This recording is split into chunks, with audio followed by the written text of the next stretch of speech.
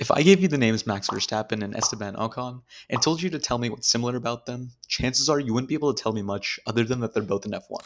One's a four-time world champion who's dominated the sport for some time now, and the other, well, he's just kind of there. Ocon does have a win under his belt and a podium last year, but they're definitely not on the same level. So what's the answer? Well, both are known as teammate killers, but not in the same way. Max has thrashed every teammate after Daniel Ricciardo, leaving them demoted back to the junior team or out of F1.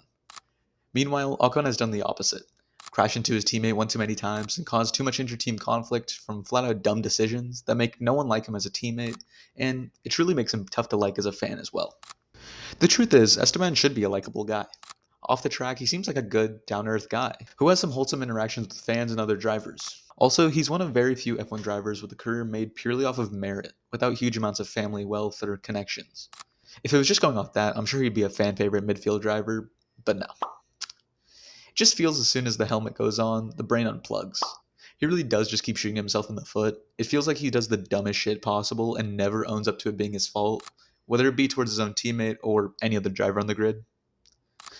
Now, I'm not saying Ocon's a bad driver by any means. He climbed the junior ranks pretty well and made it to F1 without huge financial backing, like I said earlier, meaning he did do it based off of talent alone. In 2007, he won the French karting championship ahead of drivers like Pierre Gasly and Antoine Hubert, and he went on to win the French KF3 title in 2010. After that, he graduated to single-seaters in 2012 in Formula Renault, where he finished 14th in his first season and 3rd in his second season behind only Pierre Gasly and Oliver Rowland. His campaign in Formula Renault was enough to see him make the jump to F3, where he started the Macau GP in 2013 and had his first full-time campaign in the series in 2014 with Prema. Ocon started the season strong and led the championship after the first round in Silverstone, and he never lost the lead from there. He finished as F3 champion ahead of Tom Blomqvist and Max Verstappen. For his final junior campaign, Ocon moved up to GP3 for 2015 with ART, where he took the championship again. Despite only one race victory, Ocon's consistency with 14 podiums in 18 races helped him stay atop the standings and, most importantly, secure him his most important achievement yet. Prior to finishing the GP3 season, Ocon had signed to the Mercedes junior team, which secured him an incredible opportunity for his F1 career. His hard work and talent had finally paid off. That talent did secure him a ride in F1 for the back half of the 2016 season with Manor. To be honest, Manor was a sad backmarker team which had just dropped Rio Herianto after some bad performances and his sponsors failing to meet financial obligations. And although Ocon didn't score any points, he proved himself pretty well. The Manor car was never expected to score points, and Ocon's performances were very solid considering the situation of the team. Ocon's performance at Manor secured him a drive at Force India the following season through the Mercedes junior team. This is where Ocon would be paired up with Sergio Perez, and his teammate troubles would begin. He did start off pretty well. Ocon scored points in his debut with the team, finishing 10th at the Open Australian Grand Prix, and scored points at the next 4 races, including a 5th place at the Spanish Grand Prix. After a lackluster Monaco race, Ocon's teammate turmoil began with Sergio Perez in Canada. The two drivers were contesting for a podium and were battling with Daniel Ricciardo. Perez was ahead of Ocon and was on a separate strategy, where Ocon should pass to get ahead, but Perez didn't let him by, and the team gave both drivers the order to simply go racing, and have Ocon pass Perez if he's faster. Ocon couldn't pass Perez, which stopped him from getting to Ricciardo, and lost the podium chance for both of them. There was no physical contact on the track, just your typical radio bickering, but that was the first of many run-ins these two would have. At the very next race in Baku, they had their first collision on track with one another. Take a look.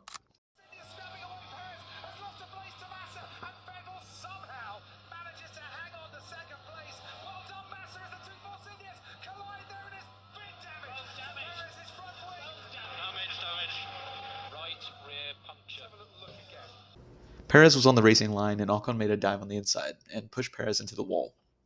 The incident saw Perez lose his front wing and have to retire from the race, while Ocon also got a puncture and lost out on what Perez labels what could have been the first ever Force India win. And you'd think after 2 races in a row, they'd try to figure it out, but no. They had disagreements with one another with who was at fault, and it continued into the season. 3 more races along at the Hungaroring, the two made contact again at turn 1 of the race. Take a look. Perez was on the inside and touched his front left wheel to Esteban Ocon's side pod, which Ocon claimed ripped his floor off. They had one more on-track incident in 2017 at the next race in Belgium. The two made contact twice, both coming off of Eau Rouge. Here's the first instance. Perez squeezed Ocon into the wall as a result of being 3 wide with the Renault of Nico Hülkenberg, but the two were left to race, considering it a racing incident. But laps later, the two of them collided again, this time only with each other to blame.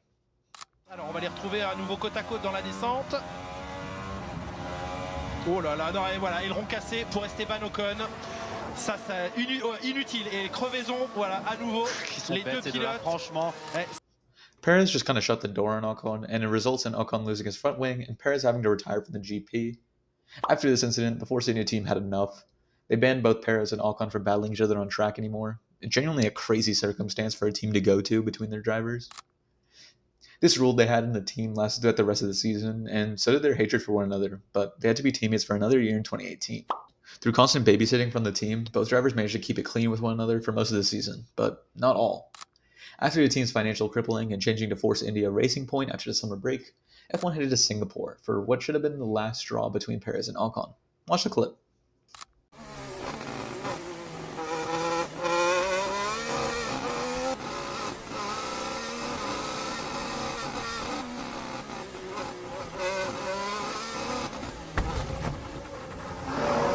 I got hit by Sergio badly. Copy that. Ocon was behind Perez and took the outside line at turn 3, which doesn't really have much space as it is. It's definitely not the greatest spot to overtake, and it was ambitious by Ocon, but it was simply an error for both drivers, and most likely rooted in their rivalry. The team was done with both Ocon and Perez's shenanigans, and the same rule was set as the season before, to not let them battle on track for the rest of the year, where the team would go on and drop Ocon in favor of Lance Stroll. Ocon went without a seat for the 2019 season and served as a Mercedes reserve driver before returning to the grid in 2020 with a Renault. Ocon's teammate at Renault was Daniel Ricciardo, and to be quite transparent, they really didn't have any issues with each other. Ricciardo was in his prime in a Renault, and Ocon was fresh off a year in Cancun, so they never really were close on track to fight with one another. But for 2021, Renault had a complete revamp, new name and new teammate for Ocon to have bad blood with. Fernando Alonso came out of retirement to join Alpine and partner Esteban Ocon, and their relationship started out pretty well. Both drivers coexisted at the team and would help one another every once in a while in a minor way, until Hungary. Usually when I've made these pivots in the video, they're bad, but this time it is pretty good. In Hungary 2021, Valtteri Bottas caused a big pileup in turn 1, causing most of the front runners to either have big damage or be out of the race, except for Lewis Hamilton. But importantly, both Alpines were still chilling. Chances are you've seen or heard what happens next, as most fans have, but if not, I'll keep it short. Lewis Hamilton went on the wrong tires at the restart and had to pit, coming out in last place, while Esteban Ocon had first place on track. The Mercedes was infinitely faster than any other car on track, but pushing through the pack in time would be the deciding factor. Hamilton was looking like he was going to spoil the party and ruin Ocon's day, but Fernando Alonso put the moves on Lewis and held him up long enough to allow Ocon to win. Pretty much if Alonso didn't defend like he did, Ocon wouldn't have a win. Just keep that in mind. The first real issue between the two came at Jeddah of 2022, where Ocon was defending against Alonso a bit too hard on the pit straight and almost sent him to the shadow realm. And the two Alpines going for it. Fernando Alonso almost in the wall. The two went on to swap positions a couple times in the next laps, but they were ordered to stop battling with the team because they were losing time squabbling. Alonso later made the remark that Ocon nearly killed him with the move, which I wouldn't say is wrong. The funniest part of the clip to me is just the fact that Ocon battled Alonso so hard and did everything in his power to keep his teammate behind, and then he just puts up no fight to Valtteri Bottas passing him behind. Alonso and Ocon also had one more tangle at the second to last round in Brazil. In the sprint race, Ocon pulled another outrageous defensive move for a teammate and got a damaged side pod. And then later when Alonso tried to pass on the pit straight, he lost his front wing and had this remark to make on the radio. I lost the win, I think, thanks to our friend. Keep in mind, this is also in sprint races that didn't have separate qualifying, so these moves pretty much screwed both of them over for the race the next day. Considering that this is the guy that gave you your only race win, it's not a great look when he says after the race, "One more race and it's over, finally." The most recent chapter of Esteban Ocon's teammate troubles comes in the form of Pierre Gasly. Now, these two had quite the rough past, racing against each other in the juniors, and they did not like each other, but they had to reconcile for the sake of the Alpine team. That they did, but it didn't last for long. In Australia 2023, with a late restart, Ocon made a borderline suicidal move and took out his teammate Gasly in the process. Now this was desperate from the late red flag, but for the first time, Ocon put his hands up and took the blame for the incident, which showed big personal growth, but that crumbled real quick. The next season in Monaco, Ocon made the dumbest move I've ever seen in a long time on a teammate, trying to overtake going into the tunnel. Considering that's your teammate, it really makes no sense why the move would ever be thought of being made, but if anyone's going to do it, it would be Esteban Ocon.